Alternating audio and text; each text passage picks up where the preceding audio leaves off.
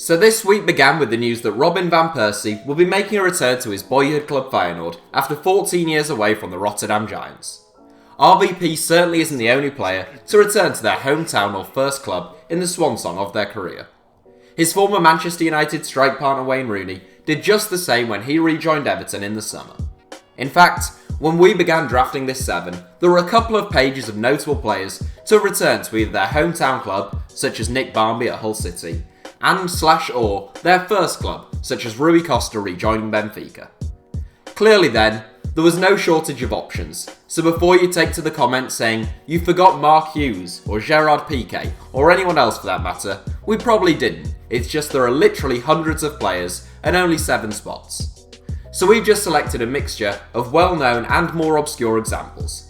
Here are our 7 footballers who rejoined their boyhood clubs. Carlos Tevez.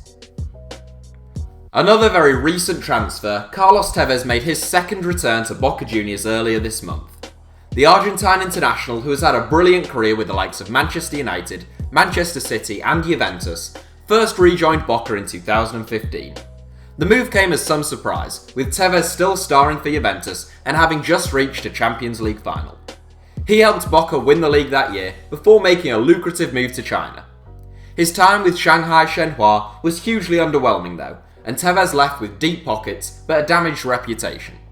Aged 33, he could still have a good few years left to offer Boca. Andrei Shevchenko. Former AC Milan star and 2004 Ballon d'Or winner Andrei Shevchenko's 2006 move to Chelsea was well publicised, as was his failure to quite meet the standards expected of him at Stamford Bridge. Shevchenko's career did not die in West London though, but his revival back in Ukraine received a little less press attention. After leaving Chelsea in 2009, Shevchenko rejoined Dynamo Kiev after exactly a decade away. A little older and a little slower than in his first stint with the club, Shevchenko was just as prolific, bagging 23 goals in 55 league games. Juan Carlos Valeron. A footballer who was underrated outside of Spain, Juan Carlos Valeron won 46 caps for the Spanish national team, but all came before their remarkable success between 2008 and 2012. Although his last appearance for Spain was in 2005, he kept playing at club level until 2016, by which time he was 40. A tall, slight, and rather gangly attacking midfielder, Valeron was highly technical, difficult to dispossess, and had an eye for a pass. Born on the island of Gran Canaria, Valeron began his career with Las Palmas, before going on to play for Mallorca, Atletico Madrid, and Deportivo La Coruña, winning 4 trophies. He returned to Las Palmas in 2013, into his late 30s, but still helped the team to promotion to La Liga and one final season in Spain's top flight before hanging up his boots. Romario. Brazilian footballing legend Romario had not 1, not 2, not even 3, but 4, yes 4, stints with his boyhood club Vasco da Gama, and he scored goals for fun in every single one of them. Actually, despite playing football well into his 40s, Romario scored goals wherever he went. A quick, ingenious, and technically brilliant centre-forward, Romario's last spell with Vasco came in 2007. Aged 41, and he scored 3 goals in 6 appearances. Vite Saw Buyer. Unlike most of the players in this 7, and most players who return to their boyhood clubs in general, it hardly seemed like Vite Saw Buyer was ever away at Porto. Born in Porto, Buyer joined the club's youth ranks at 14. He made 315 appearances for the club in his first stint, before Bobby Robson took him to Barcelona. He returned 2 years later though, making a further 210 appearances. Capped 80 times by Portugal, Buyer is the most successful player in Porto history, with 25 trophies, and he ranks second in the club's all-time appearance charts. Johan Cruyff. Some players make a token return to their boyhood clubs in the swan song of their career, and given that Johan Cruyff was 34 when he rejoined Ajax, having initially retired 3 years earlier, you could be forgiven for thinking it was a similar story here. You'd be some way off the mark though.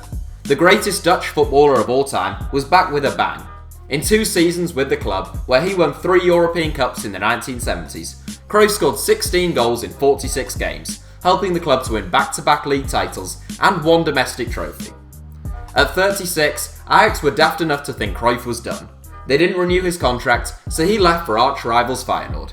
He spent a single season with the Rotterdam club, bagging 13 goals in 43 games, winning a league and cup double, and being named as Dutch Footballer of the Year. Juan Roman Riquelme. In top spot, perhaps for no other reason than him being one of our favourite ever players, is Juan Roman Riquelme. Actually, that's not quite fair. Riquelme had 2 separate 6-year spells at Boca Juniors, ranking 10th in the club's all-time scoring charts and 6th in their all-time appearance charts. A mercurial talent, Riquelme didn't always get on with his managers and teammates in Europe, and he seemed much more at home back in Argentina. The second former Boca player in this 7, the lure of a return to La Bombonera seems difficult to pass up, with the likes of Fernando, Gago and Diego Maradona having done likewise. As well as returning to his first professional club, Boca Juniors, Riquelme also returned to his very first club where he had played as a youth player in 2014. In his last campaign, the 36-year-old scored 5 goals in 18 games for Argentinos Juniors. So that's it for our 7. Like we say, there are hundreds of players who could have featured, but we've done some honourable mentions in the video description anyway. Thanks for watching, give us a like if you enjoyed the video, and don't forget to subscribe to HITC Sevens.